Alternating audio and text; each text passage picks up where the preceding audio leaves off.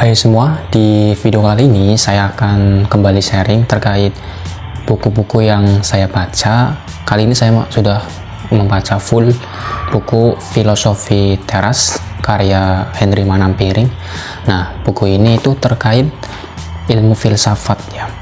Dan ini cocok sekali buat saya ataupun teman-teman semua yang mengalami berbagai macam peristiwa dalam hidup atau permasalahan dalam hidup yang tentunya sebagai manusia pasti memiliki masalah dalam hidupnya. Dan Filosofi Teras itu mengajarkan tentang ilmu filsafat, stoikisme atau stoik ataupun stoa, dimana aliran filsafat ini ya sudah ada 2300 tahun teman-teman. Jadi sudah lama sekali ya aliran filsafat ini, stoikisme, stoa atau stoik. Dan pastinya ya teman-teman, setiap harinya kita menemukan atau hal-hal yang membuat kita sebal. Kita berhadapan dengan peristiwa-peristiwa yang menyebalkan. Contohnya kalau misalkan kita sedang berkendara menggunakan motor, kemudian ada ibu-ibu yang ratingnya kanan tapi belok kiri, atau misalkan kita berangkat bekerja lagi buru-buru kemudian melewati jalan yang macet. Itu kan peristiwa-peristiwa atau hal-hal yang membuat kita sebal ya. Dengan membaca buku ini, Filosofi Teras ya, dengan filsafat, dengan stoikisme, bahwa hal-hal itu kalau dipikir-pikir dengan nalar ya, di buku ini ada beberapa bab, salah satunya hidup selaras dengan alam. Dengan kita ketika terjebak kemacetan, kalau kita berpikir dengan nalar, kita bisa manfaatkan di momen saat macet untuk hal-hal yang lain. Misalkan ketika menggunakan mobil dan di saat terjebak macet, kita bisa berdiskusi dengan teman yang berada di mobil tersebut, atau dengan istri dengan berbincang-bincang di dalam mobil tersebut, atau kita bisa mengecek WhatsApp, membalas chat ke teman-teman, atau bisa membaca buku, memanfaatkan momen macet tersebut untuk melakukan hal-hal produktivitas.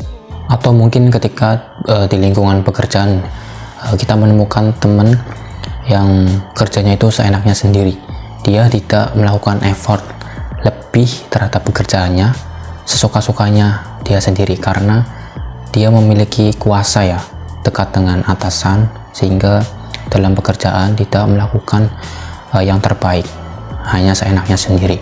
Itu kan salah satu perilaku-perilaku yang menyebalkan.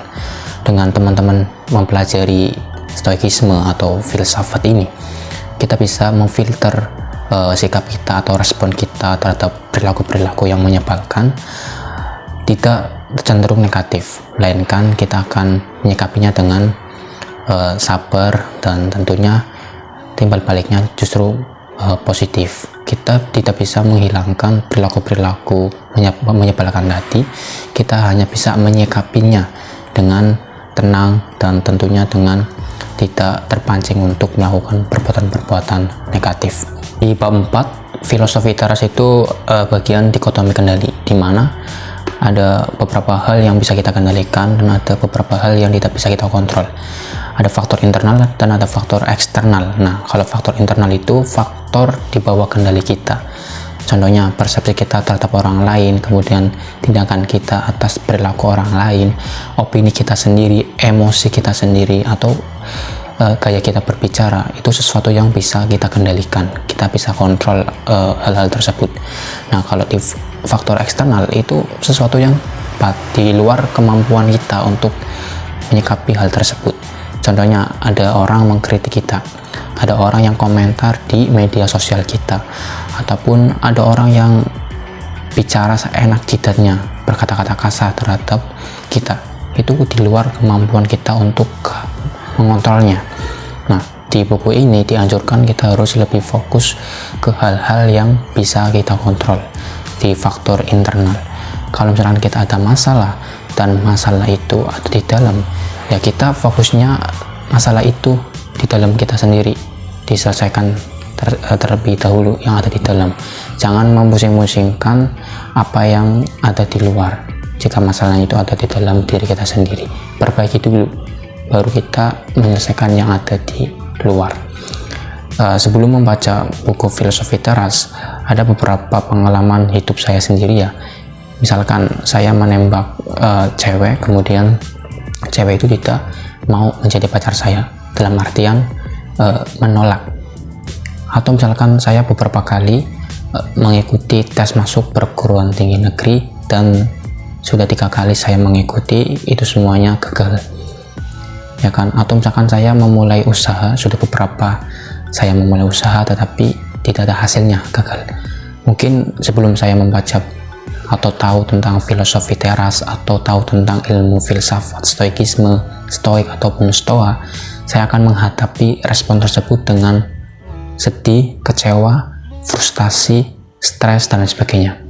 Dengan membaca Filosofi Teras, memahami stoikisme, ternyata itu yang sudah saya alami di bawah kendali saya. Respon yang harus saya lakukan ya saya menerimanya dengan ikhlas dan saya memperbaiki hal-hal tersebut. Saya tidak diterima masuk perguruan tinggi negeri, ya saya masih bisa belajar melalui internet, saya bisa mengikuti kursus, saya masih bisa mengikuti workshop, dan intinya sama, saya bisa belajar di mana aja. Yang kedua, saya tidak diterima ya, tidak dalam artian ditolak oleh cewek yang saya cintai. Ya respon saya bisa mencari cewek yang lain, atau mungkin saya tidak pacaran terlebih dahulu, ya kan. Saya bisa memfokuskan hobi yang bisa menghasilkan uang. Dengan mempelajari Filosofi Teras ataupun ilmu filsafat stoikisme, ternyata ada hal-hal yang bisa saya kendalikan dan ada hal-hal yang tidak bisa saya kontrol. Dan mungkin atas beberapa peristiwa-peristiwa yang sudah saya alami di bawah kendali saya, dengan menyikapinya dengan benar, itu bisa lebih menenangkan pikiran saya, tidak stres, dan tentunya lebih bijak dalam menghadapi permasalahan-permasalahan yang ada di dalam kehidupan saya ataupun teman-teman. Dan teman-teman bisa membaca buku Filosofi Teras, bisa mempelajari stoikisme.